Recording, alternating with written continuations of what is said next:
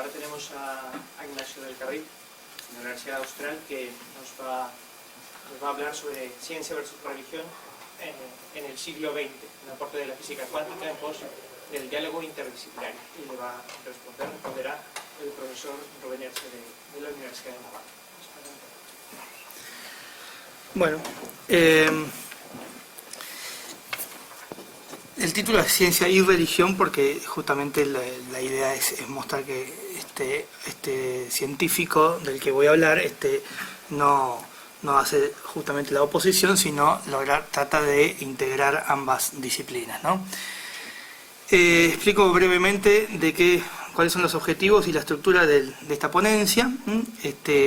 Como objetivos tengo dos, ¿no? El primero es presentar a Pascual Jordan como un autor que debe ser tenido en cuenta en la historia de esta cuestión. El trabajo va a ser fundamentalmente de historia de la ciencia, más que si bien por supuesto son temas filosóficos, esa es la idea principal. Y en segundo lugar es explicar su aporte personal a esta cuestión y la relación que ésta tiene con el asunto del realismo en la ciencia, que es un poco lo que nos trajo acá, ¿no? La estructura de la presentación va a ser la siguiente, ¿no? Primero voy a hacer una breve semblanza, ¿no?, biográfica del autor. En segundo lugar voy a plantear el problema tal como él lo ve o lo veía, ¿no?, a principios del siglo XX, mediados del siglo XX. Y para ello, en primer lugar, veremos qué es lo que entiende Jordan por religión. Y en segundo lugar, cuál es el concepto que tiene también él de ciencia, heredado de la ciencia de fines del siglo XIX. En tercer lugar, voy a hacer la exposición de cuál es la crítica que hace a partir de los descubrimientos que él, a los que él asiste de la física cuántica, ¿no? Pascual Jordan, ahora cuando haga la biografía, se verá que Pascual Jordan es uno de los precursores de la física cuántica, ¿no?, de los que forjaron la física cuántica cuando nació a principios del siglo XX, ¿no? Y por último expondré un poco las conclusiones a las que arriba en relación con el realismo en la ciencia. Eso en principio. Después en el coloquio quizás estaría bueno presentar un poco cuál es mi opinión al respecto, ¿no? Así que, pero prefiero darle el tiempo más centrado a esta ponencia, ¿no? Así puedo cumplir los objetivos. Bueno, un poco la ponencia va a ser un poco leída, un poco explicada. Voy a saltear, por momentos voy a leer y por momentos voy a explicar. Acá tengo una breve reseña de la biografía de él, pero conviene algunos detalles ponerlos, ¿no? Desde los comienzos del pensamiento occidental, una guerra entre la religión y la ciencia parecía librarse. En la antigüedad se encuentra solapada esta cuestión se encuentra solapada en la cuestión del paso del mito al logos. En la Edad Media puede hallarse en los conflictos entre la fe naciente y el pensamiento filosófico, y vuelve en la Alta Edad Media cuando los debates entre dialécticos y teólogos.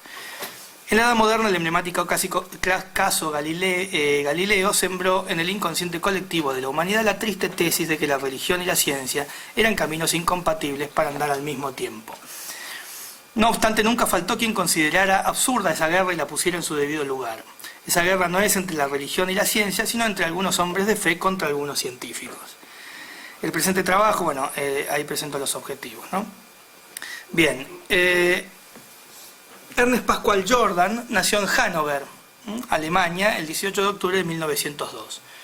Sus padres supieron inculcar en el joven Pascual la fe cristiana, y desde muy joven se manifestó una fuerte vocación científica que lo acompañó durante toda su vida. Fue un joven muy entusiasta con respecto a las ideas de su época.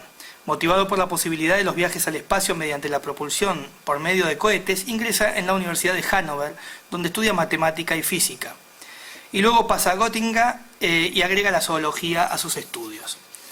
Allí conoce a Max Born, de quien se convierte en asistente de investigación, y a otros grandes científicos de su tiempo como Heisenberg, Pauli, Oppenheimer y otros. En 1925 elabora junto a Heisenberg, trabajando para Born, la mecánica de matrices, gran contribución al formalismo de la física cuántica.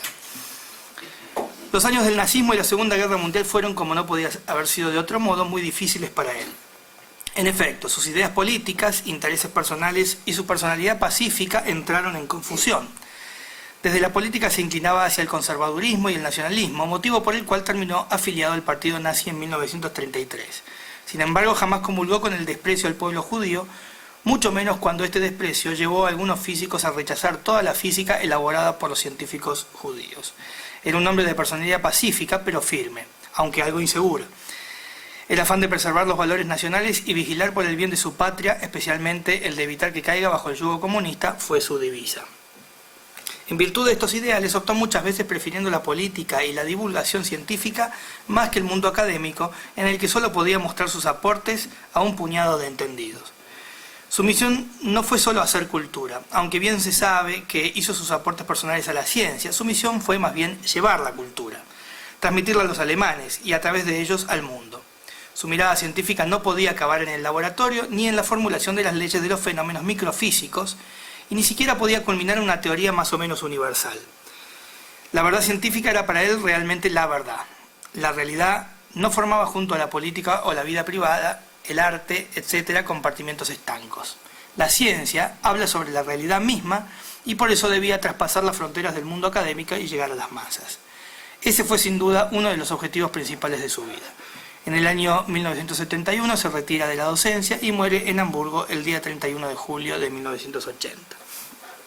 Bien, pasemos entonces a qué es lo que él entiende por religión Jordan, ¿no es cierto? Bien, para empezar es necesario aclarar entonces qué se entiende por religión o qué es específicamente lo que Jordan entiende por religión, ¿no? En primer lugar, evita posicionarse desde una perspectiva religiosa determinada, aunque afirma explícitamente su condición de cristiano. Es decir, Pascual Jordan es cristiano, se acepta cristiano, nunca aclara, por lo menos yo nunca me he encontrado con alguna afirmación que dijera a qué confesión cristiana pertenecía, si bien es bastante benévolo con la Iglesia Católica y en general, ¿no? Y él sí, digamos, proclama ser cristiano, ¿no? Hay un texto que dice así: el cambio que la caída de los dogmas fundamentales del materialismo trajo consigo fue para mí algo gozoso y liberador. Y esto debido al hecho sencillo de que soy cristiano bautizado y me sigo tomando en serio hoy también esta realidad, ¿no? Bien, no obstante, a pesar de su condición de cristiano en sus escritos, su intención es claramente evitar tomar una posición al respecto. De aquí que al hablar de religión, él entiende algo así como un espíritu religioso, ¿no? Ahí pongo en la diapositiva, ¿no? Un espíritu religioso, o lo que él se suele llamar espiritualidad. Ahora, espiritualidad no significa, acá pongo, no es una mera moral ni un mero modus vivendi, ¿no? Es decir, espiritualidad no significa esto, digamos, de aquellas personas que, en primer lugar, tienen una vida moral intachable o que vive su religión como si fuera, en el fondo, el cumplimiento de ciertos deberes o ciertas leyes, ¿no es cierto? Ni tampoco espiritualidad indica acá algo así como una especie de hombre etéreo que vive, ¿no?, pensando más en las cosas del espíritu que en las cosas materiales, ¿no es cierto? No es eso, ¿no es cierto? Sino que fundamentalmente espiritualidad quiere decir la creencia en una realidad concreta y objetiva trascendente, ¿no es cierto?, que es Dios o la divinidad, ¿no? El verdadero hombre religioso cree en una realidad concreta, dialoga con ella y ajusta su libertad a sus designios. La verdadera religión promueve el diálogo y el encuentro con la divinidad, y por eso solo existe donde hay culto. El culto es el modo en que el hombre se relaciona con Dios, ¿no? Y entonces cito un texto, dice: hay religión allí donde se desarrollan acciones cultuales, oración y sacrificios. El hombre que toma parte en el culto, el hombre que reza, emite en esta acción un juicio sobre la realidad del mundo, no solo sobre los valores, sino también sobre la estructura de la misma realidad. Pues considerar este tipo de acción como algo consentido y no como algo insensato o supersticioso exige por necesidad lógica la existencia de sus correspondientes convicciones con respecto al curso y la marcha del devenir mundano. El hombre que reza y pretende vivir en relación con Dios, perdón, la cita terminó antes, ¿no? El hombre que reza y pretende vivir en relación con Dios, ese hombre considera a Dios como una realidad tan patente como cualquier fenómeno observable de la naturaleza o cualquier verdad matemática que se precie de ser tal. La oración y los sacrificios ofrecidos a Dios tienen sentido si Dios existe, porque implican entrar en diálogo con Él.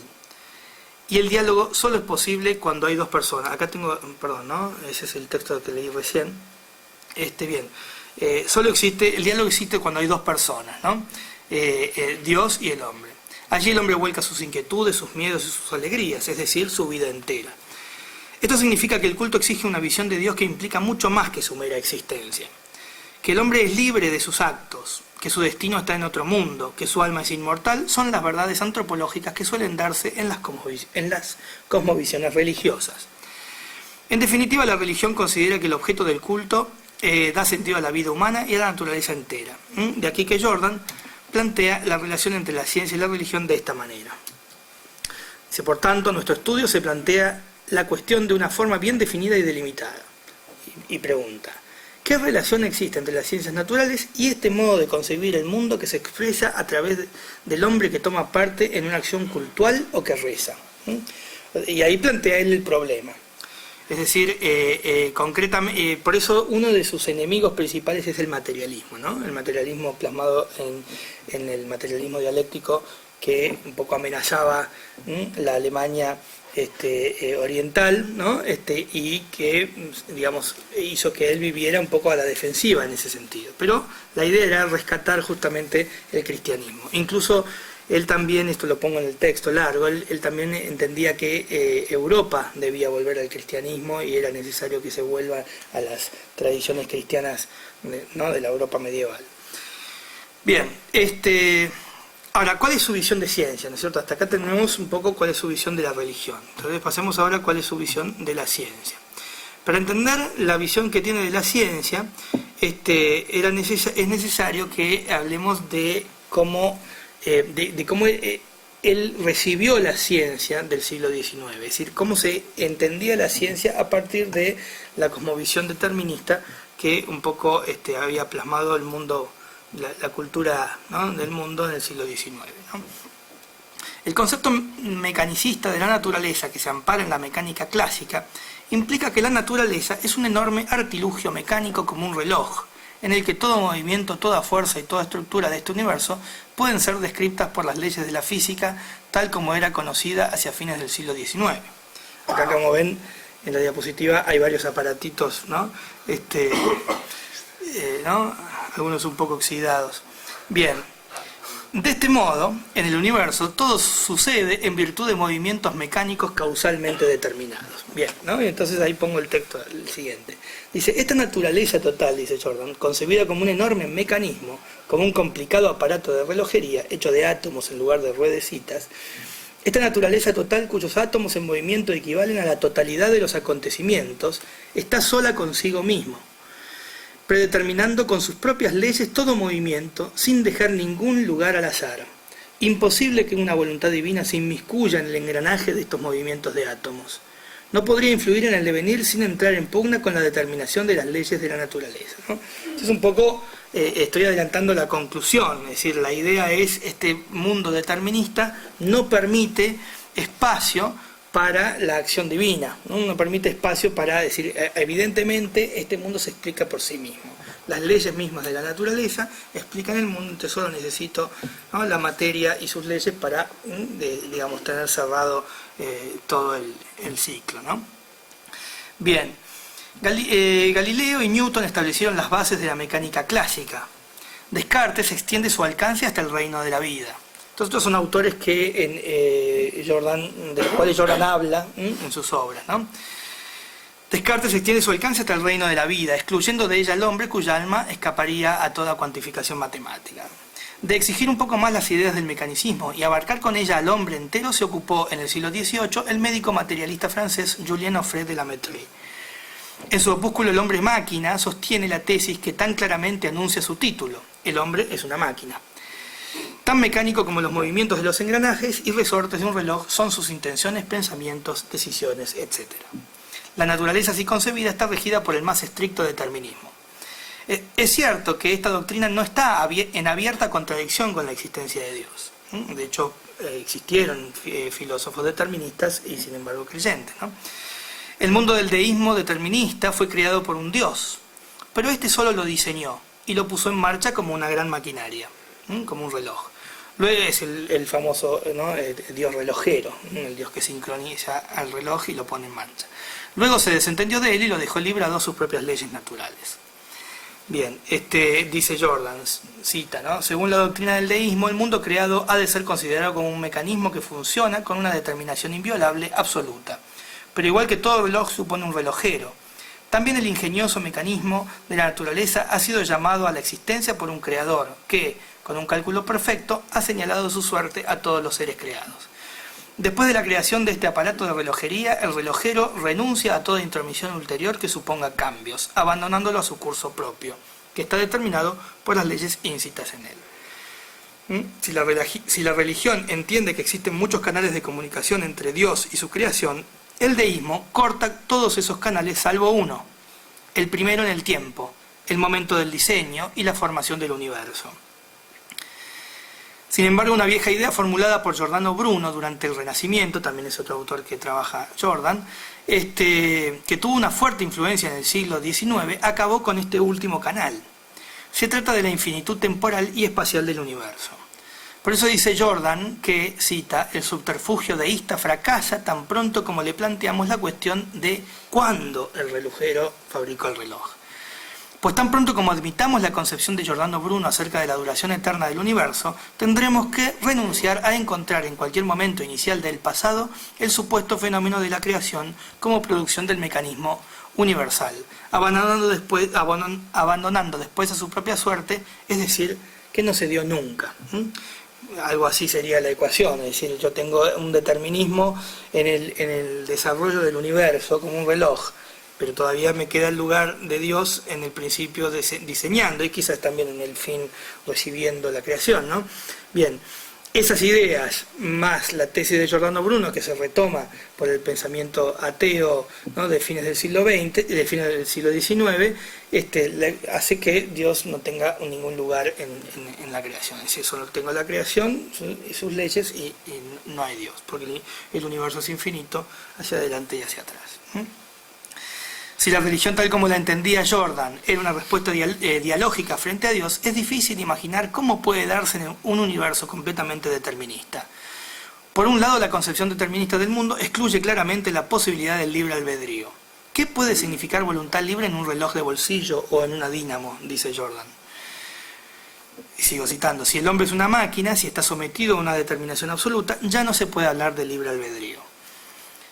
Sí, fin de cita. Por otro lado, Dios se volvió una hipótesis innecesaria para explicar el universo, ¿no? ¿Se acuerdan esa frase famosa de Laplace, ¿no?, que le contesta a Napoleón cuando le dice que él no había llegado a leer la palabra Dios en toda su obra, ¿no? Le dice, bueno, no necesito de tal hipótesis para explicar las cosas, ¿no? Bien, y por eso es una hipótesis innecesaria. Por otro lado, Dios se volvió, decía, todo lo necesario para que haya religión había quedado descartado en aquella concepción. Y cito de nuevo, la interpretación del hombre como máquina, como robot, anula todo lo que desde la perspectiva de una concepción religiosa se había dicho sobre el hombre.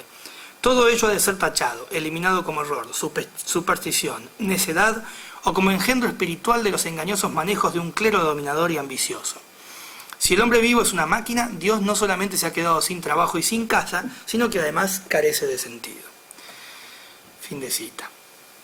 Bien, acá tenemos algunos textos de Laplace donde se ve muy claro esta idea, ¿no? Fíjense, la idea del determinismo, es decir, la idea de que cada instante del desarrollo de la naturaleza está, digamos, predicho en el instante inmediatamente anterior, ¿no? Dice Laplace, debemos pues considerar el estado presente del universo como el efecto de su estado anterior y como la causa del que debe seguirlo, ¿no? Es decir, un encadenado causal absolutamente férreo se esconde detrás del armazón o de la cáscara visible, ¿no? Una inteligencia que en un instante dado conociera todas las fuerzas que animan a la naturaleza y a la situación respectiva de los seres que la componen, y que por otra parte fuera suficientemente amplia como para someter esos datos al análisis, abarcaría en la misma fórmula los movimientos de los cuerpos más grandes del universo y de los átomos más ligeros. Nada le sería incierto y tanto el futuro como el pasado estarían presentes delante de ella, ¿no? Esa inteligencia que se le dio en llamar en la historia el demonio de Laplace. Es decir, el demonio de Laplace es eso, es decir, un demonio, es decir, una inteligencia hipotética que sirve únicamente para explicar que las cosas están tan predeterminadas que si eventualmente alguien pudiera lograr recopilar todas las variables que entran en juego en un determinado momento, podría deducir todo lo que pasará hacia futuro y todo lo que pasó en el pasado, ¿no? Acá hay otro texto: la curva descripta por una simple molécula de aire o de vapor está determinada de una manera tan segura como las órbitas planetarias. Entre ellas no existe más diferencia que la ocasionada por nuestra ignorancia. La probabilidad se relaciona en parte con dicha ignorancia y en parte con nuestros conocimientos, ¿no? Es decir, Laplace fue el precursor de la matemática estadística y el análisis de probabilidades. Y eso fue justamente porque él entendía que nosotros no somos esa inteligencia y por lo tanto nuestros conocimientos de la realidad con los elementos que tenemos siempre va a ser un conocimiento limitado y probable. Lo cual no le llevó a él, no le impedía sostener que en el fondo la realidad estaba igualmente absolutamente determinada, ¿no es cierto? Bien, ¿en qué consiste la irreligiosidad del determinismo? Bien, fíjense, dice Jordan, la idea de causalidad alcanza aquí el máximo de claridad. Lo que pasará en los momentos inmediatamente consecutivos está causalmente determinado por el estado en el cual se presenta el sistema planetario en el momento presente. Está hablando del sistema solar, ¿no? Esto vale para todos los instantes siguientes. Resulta pues una cadena ininterrumpida de eventos de los cuales cada uno es a la vez el efecto necesariamente determinado del precedente y la causa necesariamente determinada del siguiente inmediato. Y así finalmente el más lejano futuro está predeterminado necesariamente hasta en sus mínimos detalles por el estado presente. Puesto que la noción de causalidad en la naturaleza no deja lugar al poder creador divino, tampoco puede pues concederle al libre albedrío del alma humana, ¿no? O sea que la idea de causalidad para Jordan se opone a la noción de libre albedrío y se opone a la noción de Dios creador, ¿no? Es decir, establecía un nexo entre ese determinismo y lo que él entendía, o lo que se entendía por causalidad. Y esto no solo le pasaba a Jordan, sino que le pasaba también a otros físicos cuánticos como Heisenberg, ¿no? Es decir, la idea de causalidad implicaba esto, ¿no? Es decir, una relación, férrea entre los fenómenos de la naturaleza, que se podía calcular matemáticamente. Bien, para entenderlo mejor conviene explicar esta tesis, que es una tesis de Leibniz, ¿no? Leibniz plantea, ¿no? Así como dijimos determinismo, el determinismo está unido a la idea de continuidad, ¿no es cierto? Acá pongo por un lado el análisis, el experimento de Boyle para deducir la ley de los gases, ¿no es cierto? Y lo pongo porque es muy ilustrativo de cómo entendía también Leibniz esta relación entre los fenómenos que implica una continuidad, sin saltos, ¿no? Es decir, si yo voy sacando las diferentes medidas de presión y volumen en un gas, ¿no?, a igual temperatura, yo voy a obtener siempre una constante, ¿no? Y si uno va bajando los valores en un gráfico cartesiano, ¿no?, va a obtener una parábola que implicaría algo así como que los puntos de los experimentos que yo voy realizando parecieran estar unidos por una parábola invisible, ¿no?, que uno no podría nunca llegar a completar porque la cantidad de experimentos posibles son infinitos, ¿no es cierto? Sin embargo, uno ve esa tendencia, por decirlo de alguna manera, y la infiere, es decir, como si en la naturaleza las cosas suceden, la explicación más simple siempre es la más válida, es la más válida, ¿no es cierto? Es una cosa que yo veía en las charlas de ayer, ¿no es cierto? Es decir, todo el mundo dio por sentado de que la explicación simple es la que más se acomoda con la realidad, ¿no es cierto? Es decir, siempre hay que tratar de buscar la explicación más simple, porque por alguna razón esa es la que concuerda, ¿no? Sin embargo, no sabemos por qué razón, pero lo aceptamos. Y entonces Leibniz lo plantea en estos términos, ¿no? Él llama él enuncia lo que él llama la ley de continuidad, y dice así: nada se hace de golpe, y una de mis máximas fundamentales y más confirmadas es que la naturaleza nunca da saltos. Cuando hablaba de ella en las primeras nouvelles de la République des Lettres, las denominaba ley de continuidad. Y dicha ley tiene un uso considerable en física. Establece que siempre se pasa de lo pequeño a lo grande y viceversa, a través de lo intermedio, tanto en los grados como en las partes, y que un movimiento nunca nace inmediatamente del reposo, ni se reduce a él, sino por medio de un movimiento más pequeño, al modo en que nunca se acaba de recorrer una línea o longitud sin haber recorrido antes una línea más pequeña, ¿no? Bien, entonces hasta acá tenemos, termino la idea, dice así entonces, la ley de continuidad es una suerte de condición básica de la naturaleza, ¿no?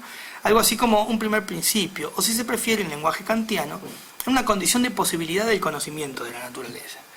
Por eso el cálculo diferencial fue la herramienta que se utilizó desde la época de Newton y Leibniz, pues expresaban muy bien la idea de una naturaleza simple y continua. En el comienzo del siglo XX, los físicos penetraron el nivel microfísico del átomo. Al hacerlo, pensaban que encontrarían un mundo en todo semejante al cotidiano, pero de dimensiones diminutas. Sin embargo, era totalmente nuevo. En él no se podía hablar de continuidad. Cuando se trata de la energía que un cuerpo le transfiere a otro, se está acostumbrado a pensar que esa energía se transmitía en cantidades continuas. Esto es, que un cuerpo podría absorber de otro una cantidad precisa o una parte cualquiera de tal cantidad. Sin embargo, en el mundo cuántico, cita, el electrón ha de poseer una determinada cantidad mínima de energía para que el átomo pueda absorberla en su sistema interno. Y en ese caso recoge del electrón toda esa energía y nunca solo una parte. Si la energía cinética del electrón es un poco mayor que este mínimo, el átomo retirará siempre del electrón que choca con él, si es que retira alguna cantidad, únicamente ese mínimo exacto de energía. Si el electrón posee una energía mayor, el átomo puede absorber en el choque ciertas cantidades mayores definidas de energía, es decir, proporcionales a esa cantidad, ¿no? En el sistema macrofísico, el contenido energético es una magnitud que puede variar de modo continuo, pero en el átomo, ese contenido no es capaz de un cambio continuo. En su lugar tenemos determinados niveles de energía para el átomo, y fin de cita, ¿no? Es decir, en el mundo macrofísico visible uno ve la continuidad, ¿no es cierto? Pero resulta que esa continuidad es lo que se ve, ¿no? Cuando uno se pone a hacer las observaciones y tomar las medidas en el mundo microfísico, esa continuidad desaparece, ¿no? De acuerdo con el estado de la cuestión, acá tenemos un gráfico en donde ese gráfico se ve claro cómo recibe una cantidad, ¿no? Un electrón recibe una cantidad de energía dada que le permite saltar a otro de los niveles de energía, ¿no? Y emitir, por lo tanto, esa energía para volver. Y siempre se da en esas, cantidades fijas, ¿no? Imposible recibir la mitad, ¿no? Bien, de acuerdo con el estado de la cuestión hacia la primera mitad del siglo XX, el átomo era considerado como un cuerpo que constaba de un núcleo cargado positivamente, en torno al cual orbitaban los electrones cargados negativamente. Los electrones ocupaban una serie de niveles energéticos y podían pasar de un nivel inferior a otro superior si eventualmente eran inyectados con una dosis de energía. Lo que descubrieron los físicos fue que la transmisión de energía de un átomo a otro no es continua, de a partes divisibles, sino de a pequeñas cantidades discretas llamadas cuantos, que tienen una medida proporcional a una constante llamada constante de Planck. Durante mucho tiempo se había pensado que la naturaleza no hacía saltos, pero, cito, un cambio de estado mediante el cual un átomo se desplaza desde uno de sus niveles posibles de energía a otro representa un proceso elemental discontinuo, un salto cuántico. La naturaleza sí da saltos, dice Jordan, ¿no? El descubrimiento de la discontinuidad de la energía puso en jaque la ley leibniziana de la continuidad. Quedaba claro que era preciso barajar y dar de nuevo. La física clásica, con sus premisas sobre la naturaleza y el andamiaje matemático que lo acompañaba y que hacía posible su conocimiento, no aplicaba para el mundo nuevo que se abría a los ojos de los físicos. Causalidad y continuidad forman una ecuación válida en el mundo macrofísico, pero no en el microfísico. Cita, cuando intervienen leyes causales necesarias, no pueden surgir discontinuidades. Un fenómeno discontinuo, tal como se verifica en la física cuántica, no tolera una formulación de leyes causales. Es cierto que la mecánica cuántica o ondulatoria trabaja igualmente con ecuaciones diferenciales, pero estas se refieren a magnitudes de probabilidad, y las probabilidades son, a su vez, magnitudes constantemente mutables. Su significación se aplica a sucesos discontinuos. Este es un punto complejo, ¿no? Que paso a explicar. Desde el punto de vista matemático, pareciera haber una similitud entre las ecuaciones utilizadas por la mecánica clásica y aquellas de las que se vale la cuántica. Es decir, si bien Jordan y Heisenberg elaboraron la mecánica de matrices, que se ajustaba de alguna manera, se expresaba mejor esa discontinuidad, Schrödinger y otros elaboraron una ecuación diferencial similar a las que se utilizan en la mecánica clásica para expresar lo mismo, ¿no es cierto? Entonces un poco ahí entra lo que estoy diciendo, ¿no? Sin embargo, dice, o sea, estas ecuaciones son similares, ¿no? Sin embargo, son esencialmente distintas. Dado que las ecuaciones diferenciales clásicas expresan que los valores de las magnitudes que describen al objeto físico, masa, energía, tiempo, espacio, varían en forma gradual, sin saltos ni discontinuidades, los fenómenos discontinuos que descubre la nueva física hacen imposible la aplicación del cálculo diferencial. Heisenberg había explicado esta imposibilidad en sus relaciones de indeterminación. En el mundo microfísico existen propiedades incompatibles. Esto significa que el mayor conocimiento del valor de una magnitud conlleva la mayor indeterminación de otra, de modo tal que el sistema siempre tendrá una cara oculta imposible de determinar a partir de valores obtenidos. Es decir, conozco digamos, la velocidad angular del electrón, pero no puedo conocer la posición, ¿no es cierto? O lo contrario, conozco la posición y se me nubla la capacidad de poder medir la velocidad, ¿no? A pesar de esto, las ecuaciones diferenciales tienen una doble virtud. Por un lado, su simplicidad, que en la mecánica clásica había sido más que suficientemente probada, al punto de haber engendrado una cosmovisión. Por otro lado, su utilidad práctica, que permitió los grandes progresos en la ciencia y la tecnología. Tal es así que algunos físicos no quisieron prescindir de ellas con tanta desafección, ni de ellas ni de la cosmovisión que éstas parecían proponer. Erwin Schrödinger logró conservar el uso de las ecuaciones diferenciales y la descripción determinista en la física cuántica, valiéndose de una nueva variable física que se denominó psi, se la simbolizó con la psi griega, ¿no? Y que representaba la evolución de los sistemas microfísicos en forma de ondas continuas más que en forma de partículas discretas. Pero esta nueva variable describía el objeto cuántico siempre que exista para cada magnitud física una pluralidad de valores específicos superpuestos al mismo tiempo. Esto significa que antes de aplicar los instrumentos de medición, el objeto se encuentra en una superposición de estados. Si se interpreta esta afirmación, se deberá decir que el objeto no se encuentra en un único lugar, sino en varios a la vez. No tiene una cantidad de movimiento específica, sino varias al mismo tiempo. Es decir, básicamente la variable psi lo que expresa es un margen de probabilidades, ¿no? Es una nube de probabilidades. Es decir, no un valor preciso, sino un conjunto de valores probables. El famoso experimento mental que expresa esta idea de la superposición de estados es el experimento del gato de Schrödinger, ¿no es cierto? Que básicamente hay un dibujito que se ve, ¿no? Es decir, la idea es armar un dispositivo que pueda captar el paso de una determinada partícula en un determinado momento, y ese dispositivo conectado a otro que haga actuar una palanca, que haga caer un martillo sobre un frasco de veneno, de cianuro, creo que cianuro, no me acuerdo, y un gato dentro de esa caja, ¿no es cierto? Entonces uno cuando larga, emite la radiación, o abre el canal para que la radiación pase, hasta que no abre la caja no se sabe qué pasó, es decir, si el gato, y entonces algunos criticaban este argumento diciendo, bueno, en el fondo lo que estoy diciendo, bueno, Schrödinger mismo, ¿no? Schrödinger mismo utilizaba este argumento para decir cómo es esto de la superposición de estados. Porque si los estados están superpuestos, yo debería decir que el gato está a la vez vivo y a la vez muerto, porque como no está determinada la partícula, no ha pasado, o sí ha pasado, o pudo pasar, o un tanto por ciento de posibilidades de que haya pasado y tanto por ciento que no sé, un 75% y un 25%, debería decir que el gato está 75% muerto, 25% vivo, ¿no es cierto? Entonces, evidentemente, ahí parecía haber una contradicción, ¿no es cierto?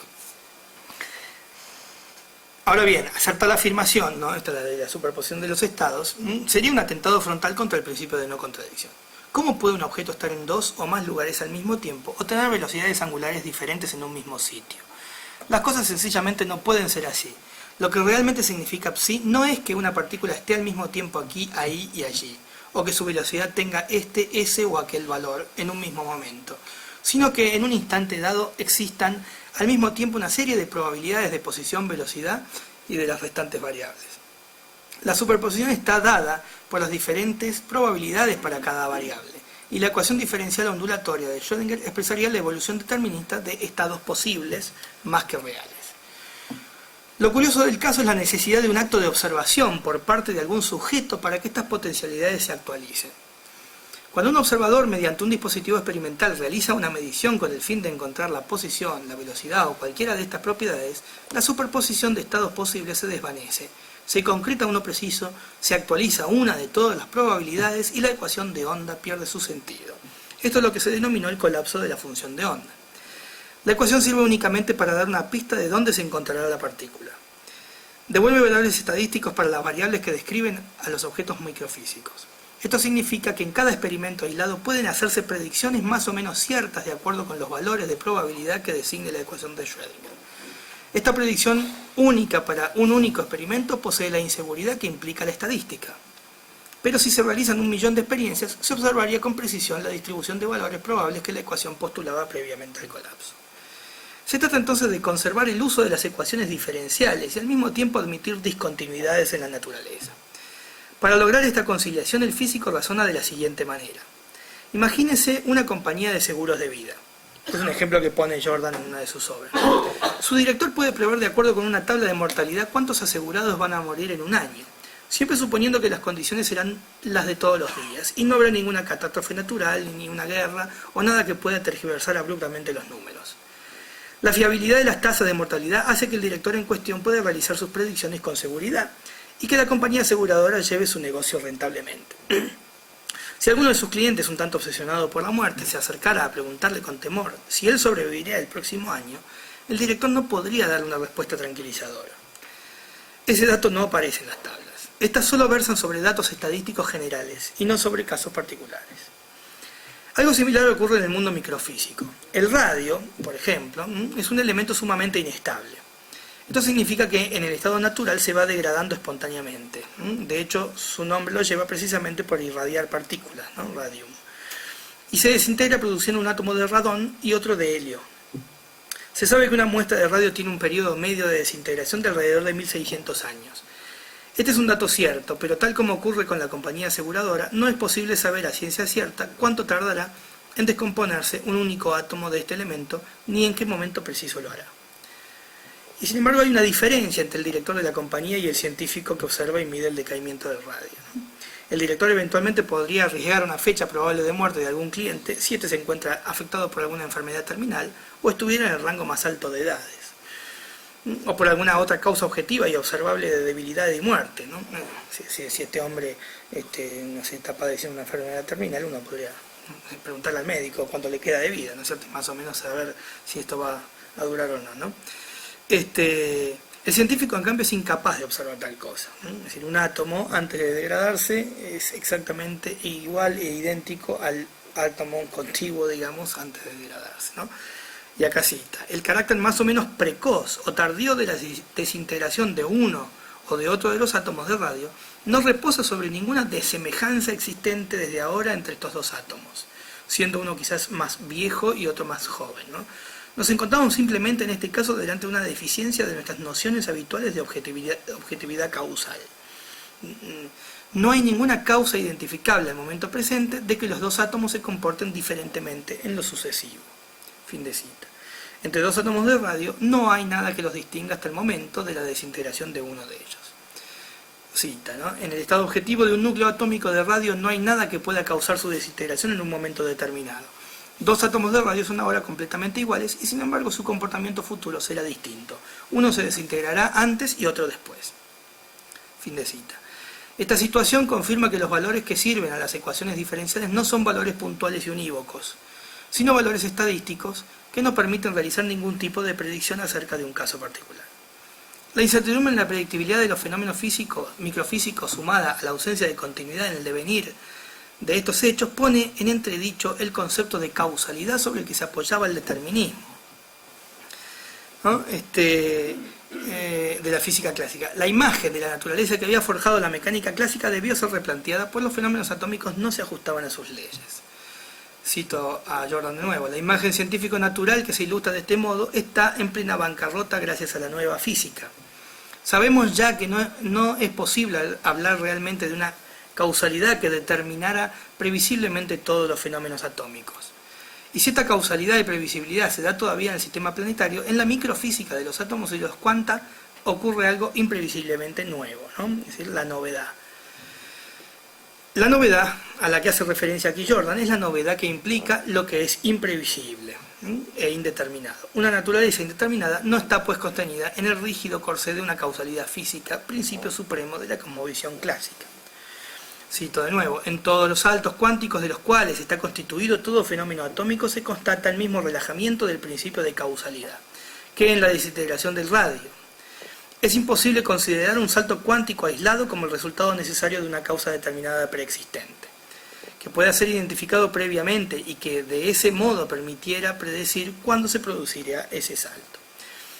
Fin de cita. Esta novedad ocurre en los fenómenos cuánticos tomados aisladamente, es decir, de uno en uno, y en cada uno de ellos es imposible determinar su destino más allá de las posibilidades establecidas por las estadísticas.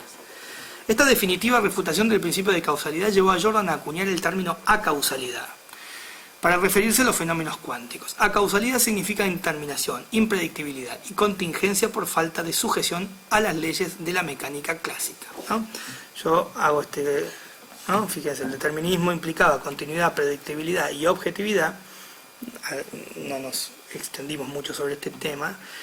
Y el indeterminismo implica discontinuidad, impredictibilidad y subjetividad, ¿no? Es decir, todo este tema de la interferencia del sujeto, cómo el sujeto modifica el sistema cuántico, no es un caballito de batalla para Jordan. Jordan se detiene mucho más en la idea de la discontinuidad y la impredictibilidad que en esto de la influencia del sujeto del observador, ¿no es cierto? Que quizás Heisenberg haya destacado más. Por eso yo, cuando explico esto, me detengo más en esto, ¿no? Continuidad y predictibilidad implican causalidad, discontinuidad e impredictibilidad implican, por lo tanto, acausalidad, ¿no es cierto? Bien, de esta manera la física cuántica derribó los pilares que había establecido el determinismo para la naturaleza. Según Jordan, la mecánica no es suficiente para elaborar una explicación exhaustiva del universo. Los fenómenos cuánticos escapan al análisis matemático propio de esta disciplina y por ende hay un dominio en el que no se aplica la sólida causalidad macrofísica. Ese es el mundo microfísico con sus movimientos indeterminados e impredecibles. Es decir, en el fondo hay indeterminación, ¿no? Bien, ya, no sé si estamos bien en tiempo, ¿sí? Sí. Me quedan dos ideas, ¿no? Es decir, la exposición de la doble negación, ¿no? Es decir, la tesis de la doble negación de Jordan es la siguiente, que es un poco sus conclusiones al respecto. Si fueron siguiendo, más o menos la idea se deriva necesariamente, ¿no? Y dice así: la mecánica de Newton y el determinismo dieron a la mentalidad racionalista del iluminismo motivos más que suficientes para cerrar filas frente a la religión, desproveyéndola de toda objetividad y valor cognoscitivo. Así pues, solo quedaban dos opciones si uno pretendía ser científico serio. O se la combatía como un producto de culturas milenarias que debían ser superadas por la razón y el saber positivo, o, en el mejor de los casos, se la relegaba al plano personal y subjetivo, evitando a toda costa que la ciencia se contamine con afirmaciones de índole teológicas. A esta última actitud frente a la religión Jordan denominó asepsia. Parecía que en la primera mitad del siglo XX los científicos prefirieron conservar la ciencia en un ámbito aséptico, apartado de la contaminación de la religión y pseudociencias como la metafísica y otras más, ¿no? Él habla mucho de esta actitud aséptica, ¿no? Es decir, el científico que ¿no? en el laboratorio es uno y después en su vida personal es otro, y como si los campos, ¿no? Como la tesis de la doble verdad, que quizás en algún momento nos han explicado, es decir, no se tocan, no se contagian, son ámbitos completamente diferentes, ¿no? Esa era la mejor de las opciones. La otra es ya una mirada más bien combativa, positivista o cientificista. Así la concepción determinista logró montar una muralla protectora contra toda forma de religión con los ladrillos de la física clásica.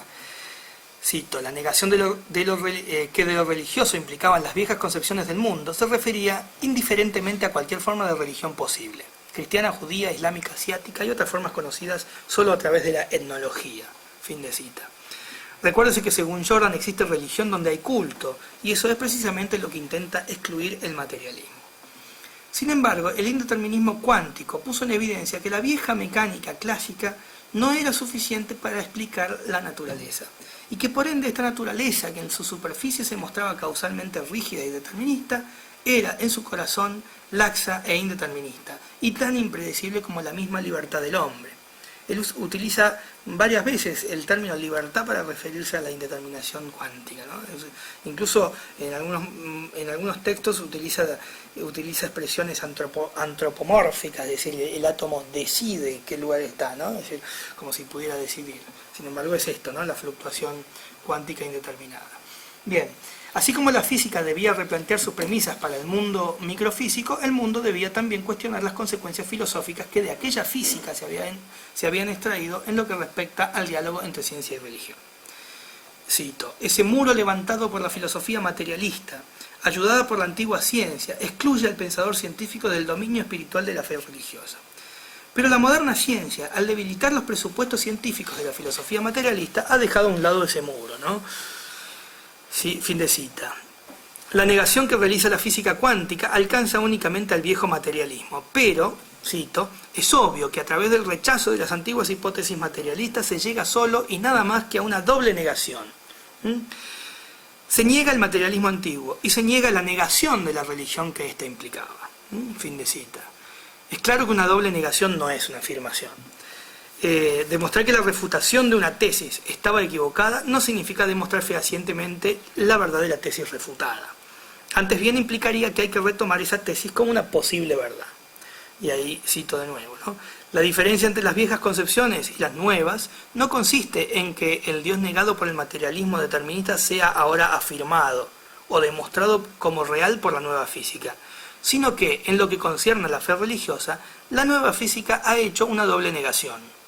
Ha probado que son erróneas aquellas concepciones de la vieja ciencia que habían sido aducidas antes como pruebas en contra de la existencia de Dios.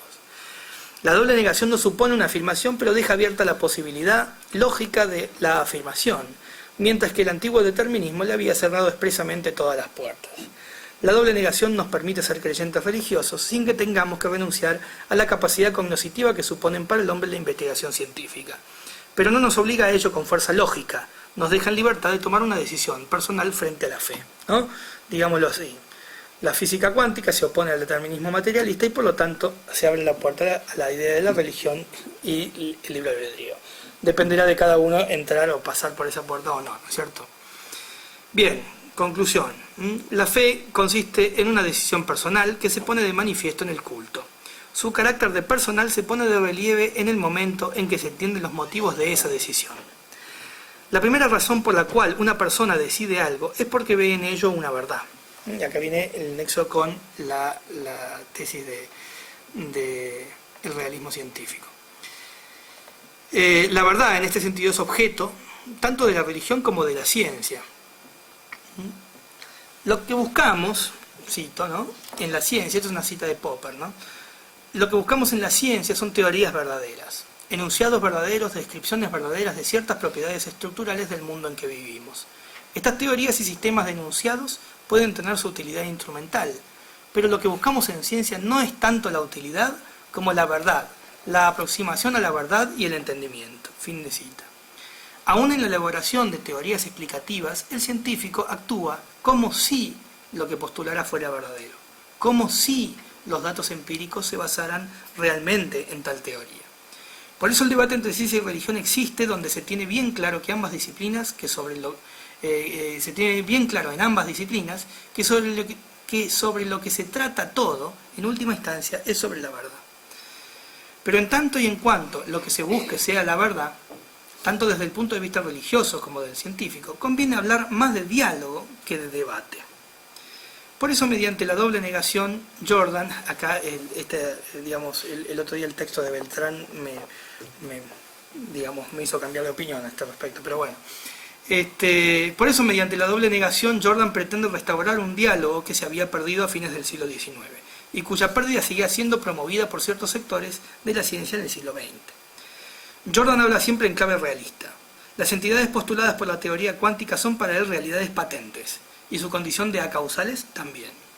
Es precisamente esta realidad la que pone en jaque el realismo cientificista ateo de ciertos exponentes de la ciencia del siglo XIX, Laplace, Haeckel, etc. Es posible que la doble negación de Jordan no tenga el mérito de dar una respuesta precisa y concreta al problema religioso, pero tiene la gran virtud de obligar al científico a tomar partido, a tomar su propia decisión personal. Si opta por el realismo de la ciencia, deberá afrontar la pregunta acerca del determinismo o indeterminismo en la naturaleza, la cual lo pone frente al problema religioso. Y deberá tarde o temprano dialogar con la religión. Podrá, por otro lado, admitir el antirrealismo, y en ese caso no tiene por qué rechazar la religión bajo la bandera de la ciencia. Muchas gracias.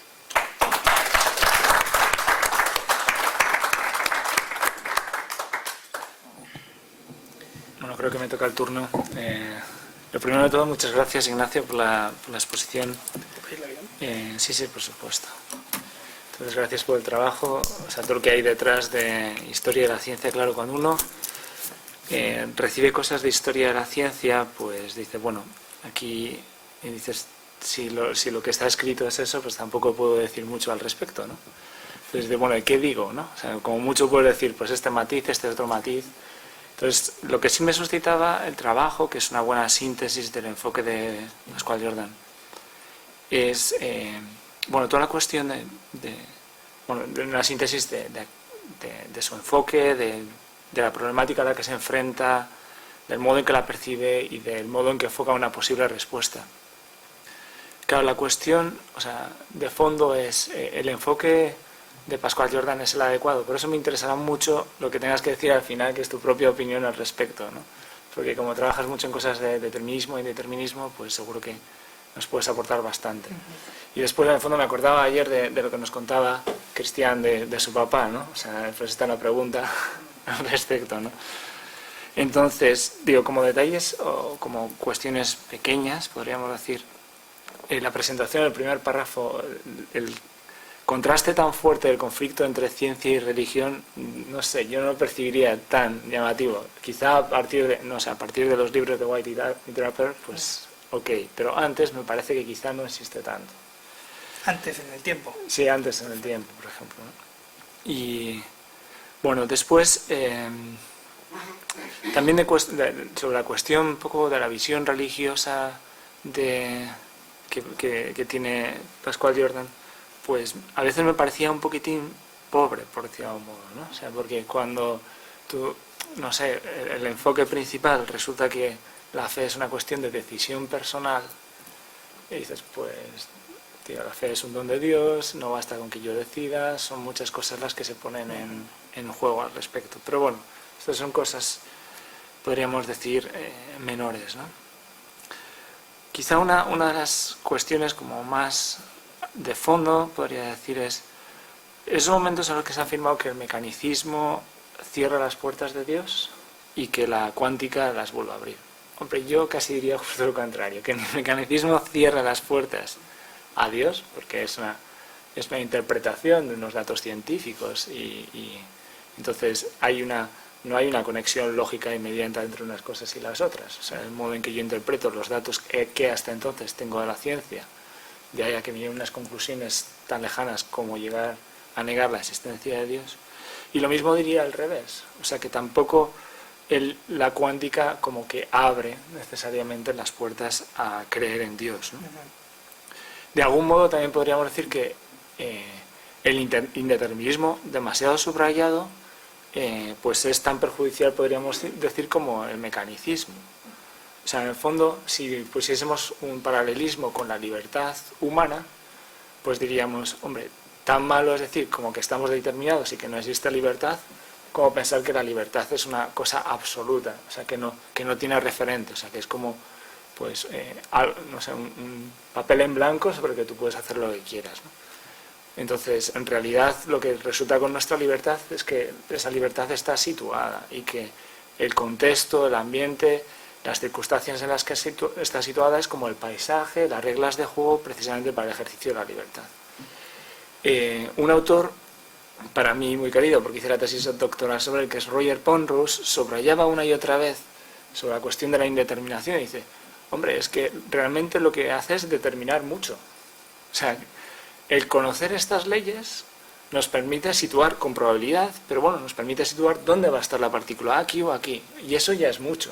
O sea, ya está determinando mucho, no está determinando en el sentido fuerte, digamos, de bolas de billar, pero sí que nos está dando un conocimiento mucho más profundo sobre la realidad. No es una indeterminación así en sentido fuerte. Entonces, me parece que quizá esto es lo que está detrás, ¿no?, del enfoque de Pascual Jordan. O sea, que se queda fascinado por el indeterminismo, percibe la dureza crítica, podríamos decir, del determinismo materialista en relación a Dios, y de algún modo quiere salvar desde posturas en el fondo que son científicas, quiere dar argumentos para abrir la puerta a Dios, ¿no? Pero me parece que ni la crítica era realmente tan fuerte, ni la salvación que él presenta es tan auténtica, ¿no? Tiene bastante que ver con la presentación de Cristian ayer, ¿no? O sea, sobre la cuestión de, bueno, cuál es el tipo de verdad que podemos alcanzar con la ciencia, ¿no? Bien, luego me surgían preguntas, decía, bueno, al final no acabaría cayendo en una especie de Dios de los agujeros, o sea, de interviniendo en los engranajes o a través de la indeterminación. No podría caer en eso, precisamente, ¿no? La cuestión de la causalidad no tendría también que ver con un problema de cuál es el alcance de los conceptos que nosotros utilizamos, el límite. O sea, los conceptos significan lo que significan porque los usamos como los usamos, entonces tienen su límite de aplicación, ¿no? Entonces, los conceptos que se usan, aunque podemos usar quizá en física clásica, a lo mejor no nos sirven bien para utilizarlos en mecánica cuántica, ¿no? O sea, ¿cuál es el límite de los propios conceptos? Estas son preguntas tremendamente abiertas a que no pretendo que respondan. O sea, no, pero está bien. Me ayudan a armar una respuesta. Sí. Y bueno, en fin, al final es la cuestión sobre, claro, el indeterminismo, pues me parece que no pone en jaque el realismo del siglo o el mecanicismo del siglo XIX. Lo que le pone en jaque, podríamos decir, es que es falso. O sea, dicho con otras palabras, ¿no? Entonces, lo interesante del mecanicismo, podríamos decir, es que no es una interpretación correcta, una visión correcta de lo que es la realidad. Y algo que podíamos haber percibido ya, o que mucha gente ya percibía en su momento, ¿no? O sea que no es una cuestión simplemente que luego, cuando la ciencia nos da más información, nos damos cuenta de que aquello podía estar erróneo, sino que mucha gente de aquella época también se daba cuenta de esto no puede ser una respuesta correcta. Yo no tengo nada más que añadir.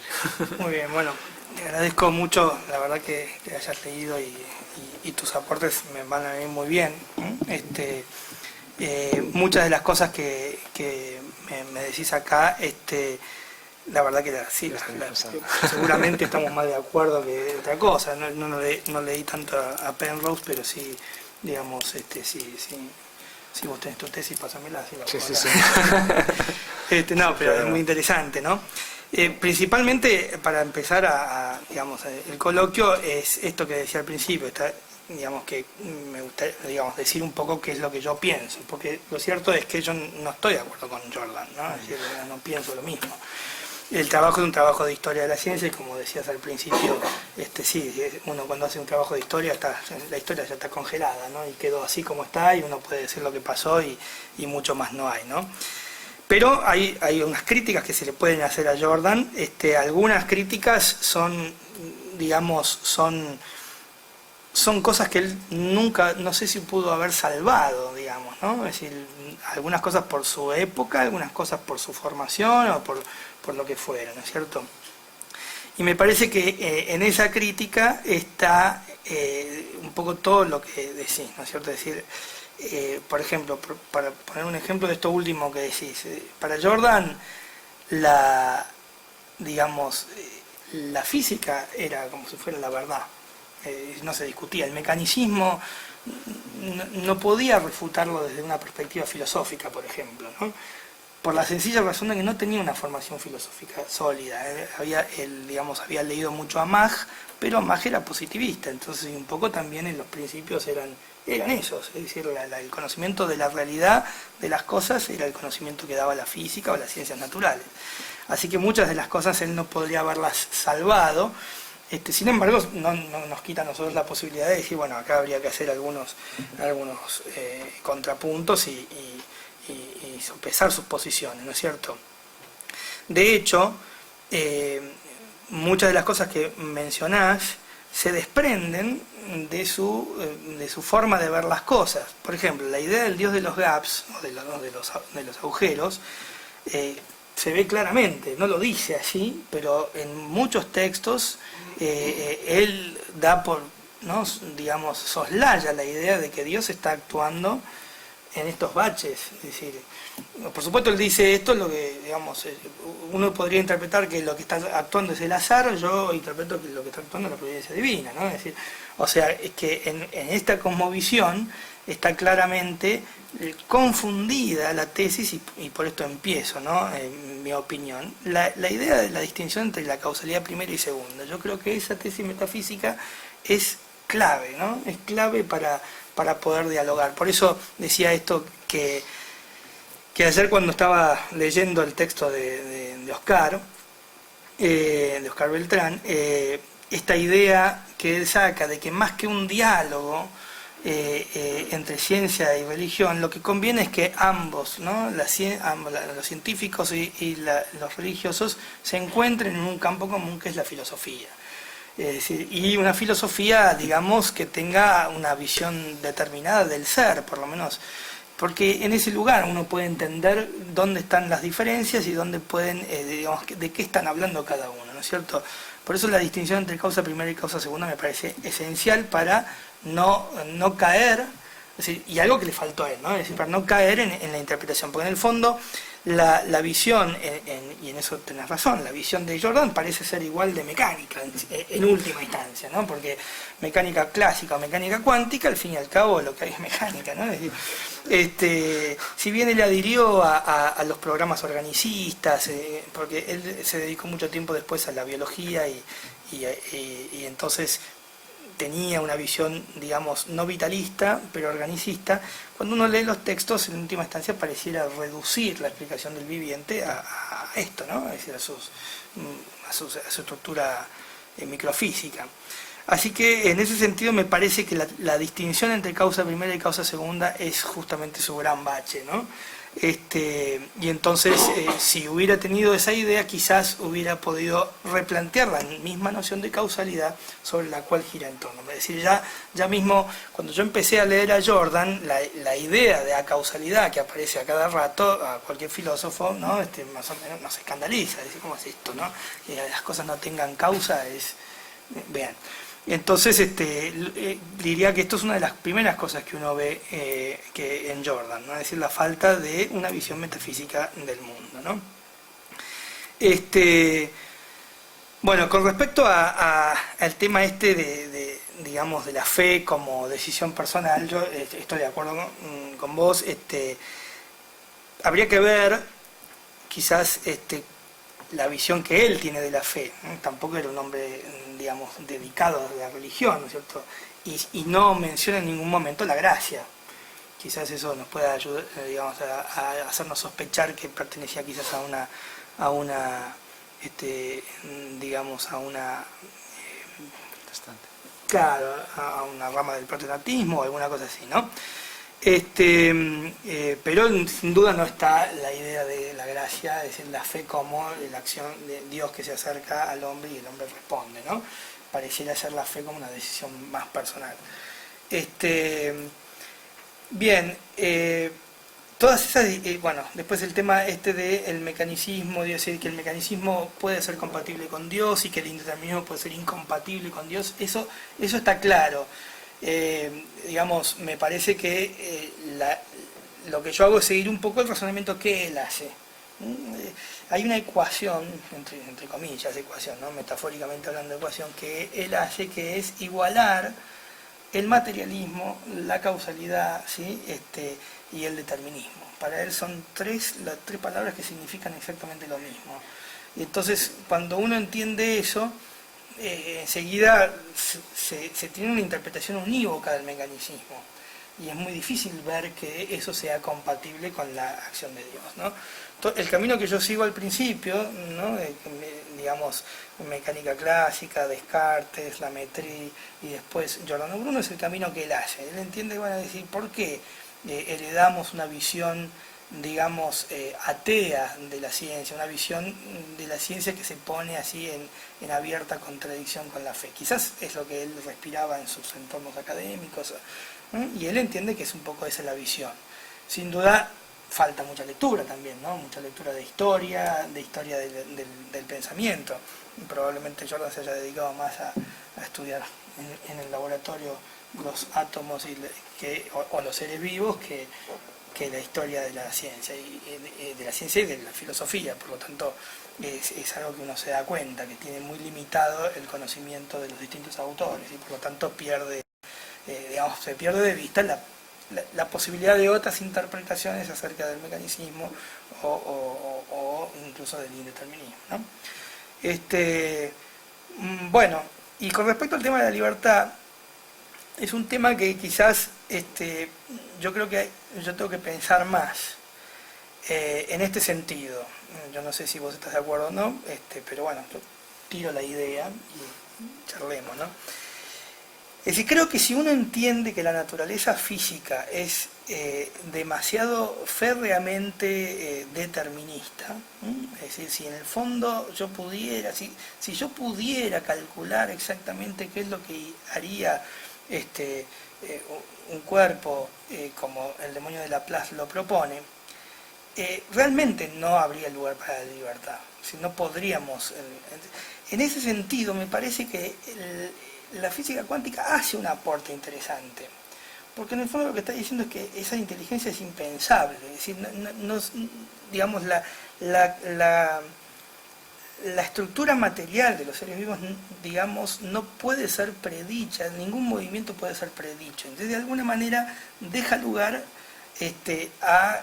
digamos, a entender, es decir, a ver, si hay determinismo tenemos dos opciones, o dualismo, entonces una especie de dualismo tipo Leibniz, ¿no? El alma y el cuerpo han sido armonizados desde un principio, es decir, el cuerpo desarrolla todos sus movimientos porque han sido de alguna manera, ¿no? Previamente armonizados por Dios, o directamente sacamos el alma y nos quedamos con un materialismo.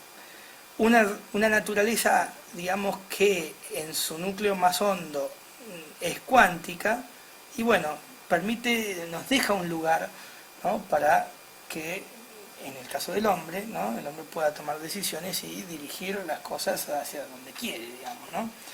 De nuevo, es una idea más en germen que desarrollada, ¿no? Mi tesis es más sobre la idea esta de la relación entre ciencia y religión en Jordan, pero me parece un tema interesante.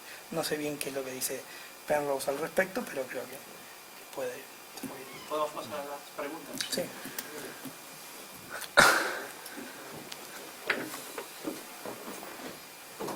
Bueno, tantas cosas que me gustaría decir que voy a ver si soy breve. En primer lugar, sobre el mecanicismo, claro, creo que para entenderlo bien habría que unirlo con la idea de la cláusula causal del universo. Cualquiera que hace física, que hace matemáticas, o trabaja con ecuaciones diferenciales, sabe perfectamente que para determinar la solución son necesarias condiciones iniciales y condiciones de contorno, que nadie sabe muy bien dónde sale. Entonces, es un gran problema siempre que hacer el mecanismo y a veces se ha metido debajo de la alfombra porque, bueno, las tenemos que elegir de alguna manera nosotros para que las tengas. De todas maneras, a mí me gustaría revalorizar, porque he visto alguna duda en el ponente respecto de la aportación de Jordan. O sea, me parece que es muy interesante y sobre todo que él se atreva, bueno, pues a abrir esa puerta, ¿no? A veces cuando se habla de determinismo se habla como si fuese una cuestión gradual. No es una cuestión gradual. No hay más o menos determinismo. Hay determinismo, que quiere decir que dado el estado del universo y las leyes de la naturaleza, está completamente determinado el estado futuro del universo. O no lo hay, pero no es una cuestión gradual.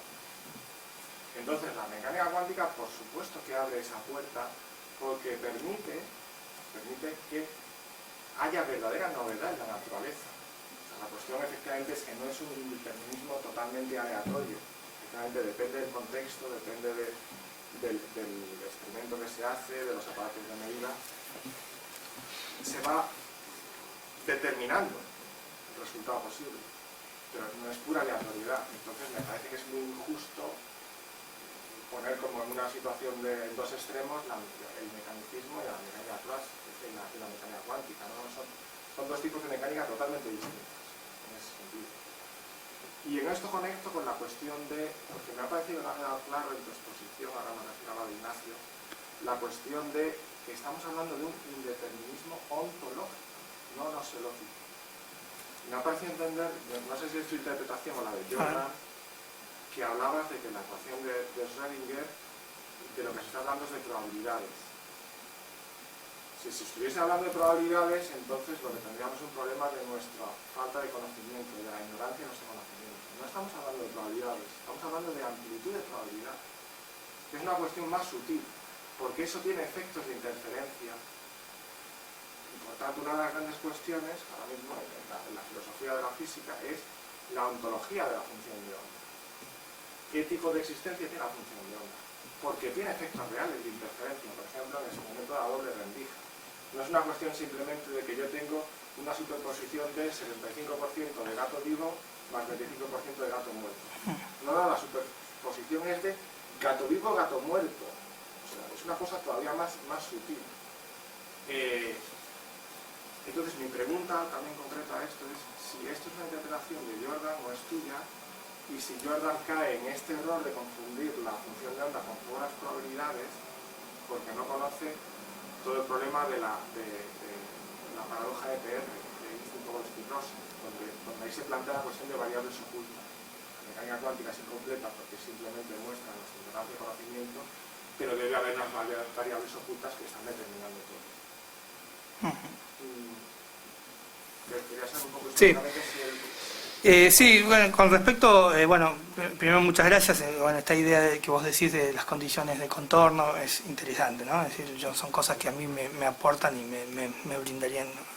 Bien, lo del determinismo, que no es una cuestión gradual, es cierto, y claramente Jordan en ese sentido es indeterminista, ¿no?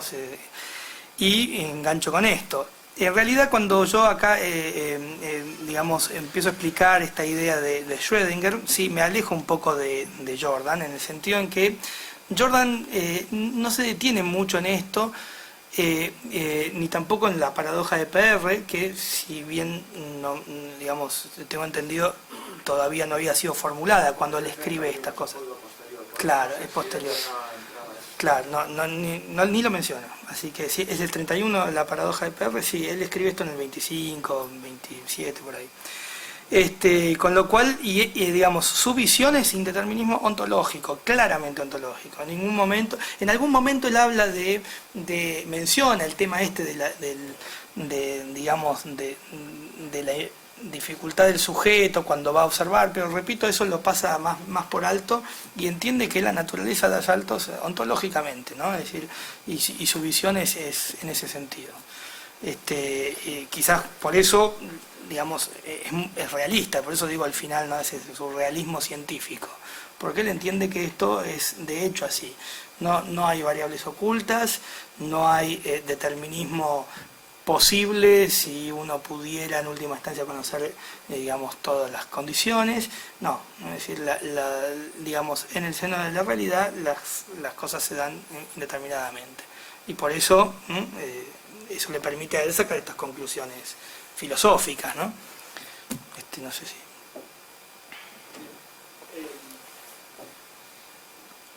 Dijeron los dos, creo, que el dios de este muchacho es un dios de los gaps, ¿no? de los agujeros.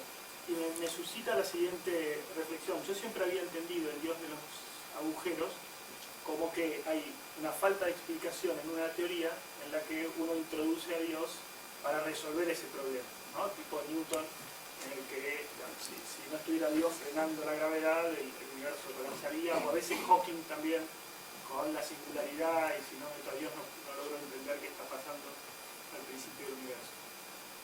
Acá parecería como al revés, es decir, es un agujero no es que la ciencia necesite de Dios para que la ciencia funcione, sino que Dios necesita el agujero para intervenir en el universo, ¿no? O sea, sería como distinto. Nada, quiero saber si estás de acuerdo conmigo o estás equivocado.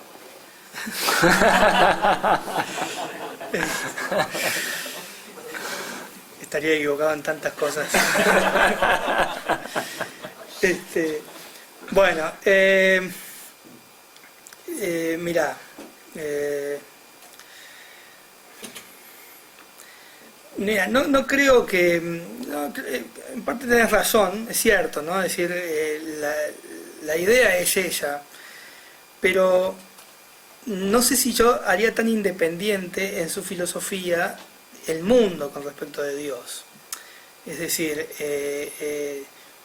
porque según lo que vos planteás, pareciera como que el mundo existe y entonces le deja un espacio a Dios que si quiere venir como si existiera también independientemente de Dios, ¿no?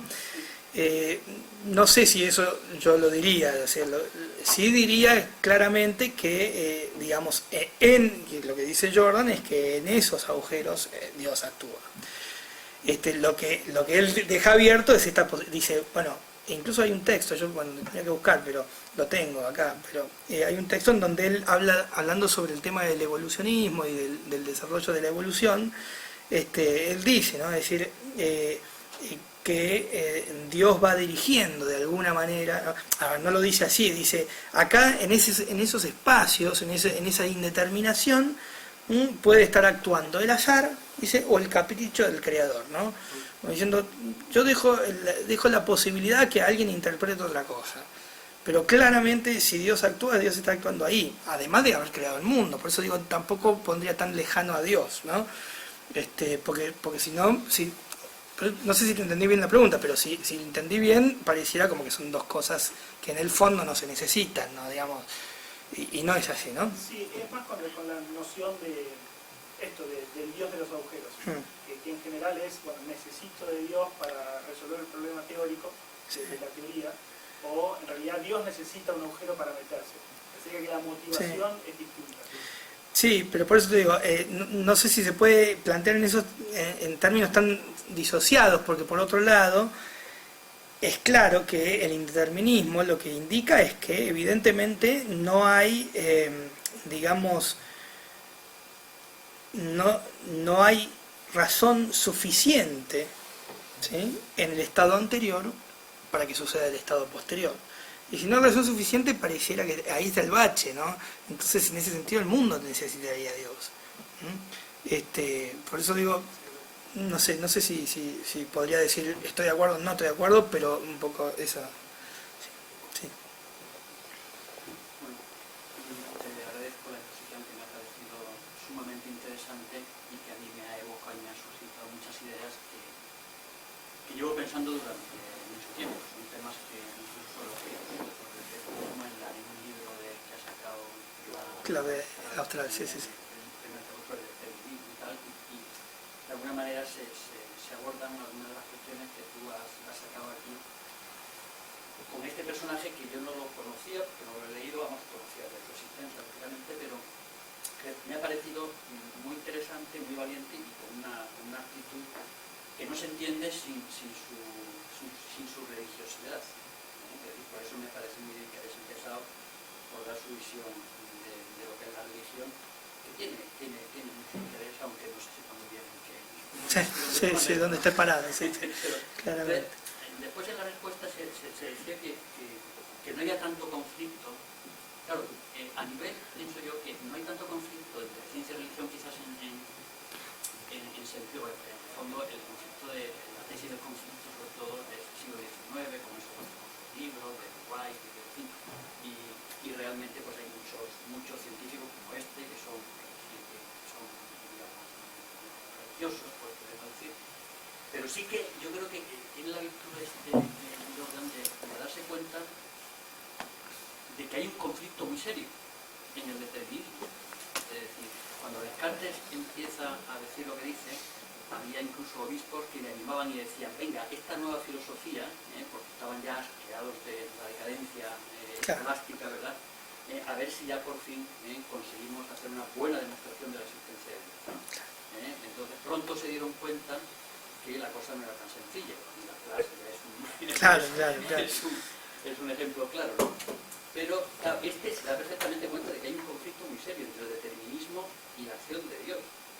Por eso, a mí me parece que para él debió ser una liberación darse cuenta de la indeterminación. De que, claro, esto es como un quitarse un peso de encima, ¿no? Estamos juzgados aquí por unas leyes inexorables y es como el que se libera del determinismo, digamos, griego, ¿no?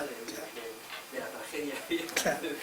Digo, esto me libero, y entonces realmente es, claro, la doble negación, claro, yo creo que tiene limitaciones que son propias de su época y del estado digamos, de algunas de las ideas que entonces se tenían, ¿no? Claro, por ejemplo, el tema de la libertad. En un momento determinado tú has dicho que bueno, pues que se queda tan libre en las partículas como la acción humana, ¿no? Como se compara la libertad humana con la libertad, entre comillas, de la materia, ¿no? Exactamente. Entonces, eso es un error de peso que en el fondo, más que un error, es un planteamiento muy, muy reductivo de lo que es la libertad, que ha salido también aquí, ¿no? Es decir, que una libertad sin verdad no es libertad. Sí, lo dijo, sí, tal. Si no hay verdad, si no hay un objetivo por el que digamos, al que seguir, pues la libertad queda sin sentido, en sentido profundo, ¿no? Sí. Entonces, eso me parece que, pero a mí me parece que tiene mucho mérito el decir, bueno, se queda bien. Y después, claro, después decían, yo podría decir muchas cosas, pero solamente hay una más y después si hay más, pues ya sí, ¿no? Habla de la acausalidad, ¿no? Habla de la acausalidad, como si, bueno, la cuántica dijera, bueno, esto de la causalidad era la noción de causalidad que entonces imperaba en los científicos de su época, pues era la causalidad ligada a las leyes. O sea, esto es otro de los problemas que yo me parece que es importante y que no está suficientemente tratado, ¿no? Es decir, entender la causa como ley. Y eso hay un momento en la historia en el que se da ese paso, y eso es una de las cosas que vimos en ese artículo. Bueno, si yo digo que dar una explicación causal es dar una ley, pues ahí después voy a tener problemas. Porque en el fondo es reducir la noción de causalidad, podríamos decir, a una noción de causalidad eficiente.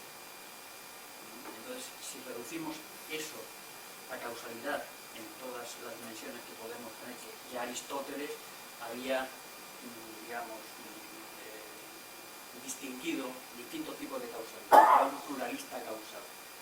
Los científicos, y sobre todo el mecanicismo, es muy monista causalmente. Entonces, cuando reducimos la causalidad a una causalidad, podríamos decir, eficiente, cuando vemos que esa eficiencia se nos tambalea, entonces, ¿qué es lo que decimos? Negar la causalidad. Pero es que no es esa la única dimensión de la causalidad. Por tanto, hay que ampliar nuestro marco, digamos, todo lo que es causa. Eso digamos, es lo que yo pienso. No sé si tú estás de acuerdo con lo que te digo. Sí, yo agregaría algunas cosas. No sé si quiere... sí, estoy totalmente de acuerdo, ¿no? Es decir, pero, y es cierto también que faltaría, esto hay que desarrollarlo. Con respecto al tema de la libertad, claramente, yo no te había entendido por ahí lo que me habías dicho, y sí, claramente la visión es muy pobre, ¿no? Es decir, quizás en un físico es comprensible, ¿no? Y más... No, perdón.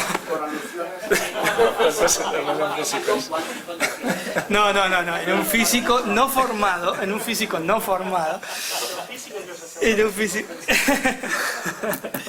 No, pero digo, lo que sí quizás también se ve digamos, en la primera mitad del siglo XX, también el surgimiento de ciertas visiones de la libertad que en la filosofía, para sacar ahora, también son así de incompletas, ¿no es cierto?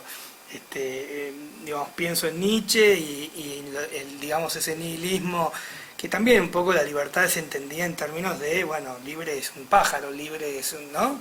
La libertad sin finalidad, claro. Son consecuencias del nominalismo. Exactamente, ¿no? Es decir, eso también en los comienzos del siglo XX estaba ahí, ¿no? No sé cuánto, porque no tengo el dato, pero digamos cuánto habrá abrevado Jordan de esta visión, ¿no? Pero evidentemente, claramente es una visión más similar al existencialismo, ¿no? Esa idea de libertad como apertura, ¿no? Total a las posibilidades, me parece que va más por ese lado. Por eso utiliza la misma palabra para referirse, ¿no? A la indeterminación cuántica, y literalmente usa la misma palabra. Y con respecto al tema de la causalidad, es cierto que está digamos, ese error de confundir la causalidad con la ley, ¿no? De reducir la causalidad, es decir, la causalidad a la causalidad eficiente. Yo agregaría algo más, ¿no? Si tuviera que decir, reducir la causalidad en el mundo, la causalidad natural, a la causalidad eficiente, a la causalidad material, ¿no? Es decir, en el fondo hay materia que es movida por una causa eficiente, y entender la causa formal como la mera estructura de los fenómenos. Es decir, la idea de forma sustancial no existe, entonces no hay una estructura interna de cada ser que lo hace obrar de una determinada manera, sino que en todo caso causa formal es esto, ¿no? Es decir, claro, es la estructura de las interrelaciones de las distintas magnitudes en cada fenómeno. Y por eso la matemática tiene ese peso, ¿no? Para los físicos, porque en el fondo cuando yo aprendo a trasladar en una ecuación matemática un determinado fenómeno, de alguna manera estoy aprendiendo su causa formal. Esto estoy diciendo cosas que no se hubiera ocurrido decir ni a Jordan ni... pero un poco es eso, es decir, como si yo hubiera captado en el fondo de qué se trata todo, cuando yo capté cómo es digamos, cuáles son cómo es la estructura de un determinado fenómeno. Y cuando digo fenómeno, digo interacción entre varias cosas, ¿no? Un fenómeno no es una cosa, sino que es una interacción entre varias cosas. Y entonces, lo que sí está ausente en esta ciencia es la causa final, ¿no? Es decir, la causa final parece desaparecer. Es la gran ausente en la ciencia, ¿no? Sí. Sí, yo he tenido una idea, pero supongo que más me enseñaréis todos lo que yo pueda aportar. Estaba pensando eso, que yo creo que lo tenéis vosotros muy claro, y quizás sea yo el que deba recibir, que el determinismo de por sí es un ismo, quiere decir, es un reduccionismo de la vida, de la mirada sobre la vida, sobre el mundo, desde la materia, y lo habéis explicado muy bien ahora con las causas, yo creo que por eso llego tarde. Y la física cuántica, la explicación de Jordan, en el fondo es reducir la explicación de nuevo a la ciencia. Entonces volvemos a caer en un círculo en el cual yo creo que las explicaciones deben abrirse mucho más, y creo que ya lo habéis hecho con las causas y demás. Entonces, bueno. Sí, y claramente, digámoslo así, la explicación de Jordan es otro ismo, en cierto sentido. Yo creo que no logra desprenderse de lo que decía él, ¿no? de un mecanicismo. Es un mecanismo de mecánica cuántica, pero es un mecanismo al fin, ¿no? Es decir, a ver, la gran ausente en el pensamiento de Jordan es la filosofía, es la metafísica. Es justamente el punto donde uno realmente, por eso rescato de nuevo lo que decía Beltrán, ¿no? Bueno, lo que decía Artigas, ¿no? Es el punto donde ahí hay que ir a conversar, y para eso hay que tener una formación filosófica sólida, porque salimos de la ciencia y salimos de la religión para poder hablar de, en el fondo, qué es la ciencia, qué es la religión, qué son los cuerpos, qué son las cosas, ¿no es cierto? Y cuando uno saca ese lugar, se caen los distintos sismos, ¿no es cierto? Y de alguna manera, por más que se haga, ¿no? Se trate uno de sacarse ese mote, al fin y al cabo termina, ¿no? De alguna manera, sí, ¿no? Sí. Muy bien. Bueno, terminamos la sesión y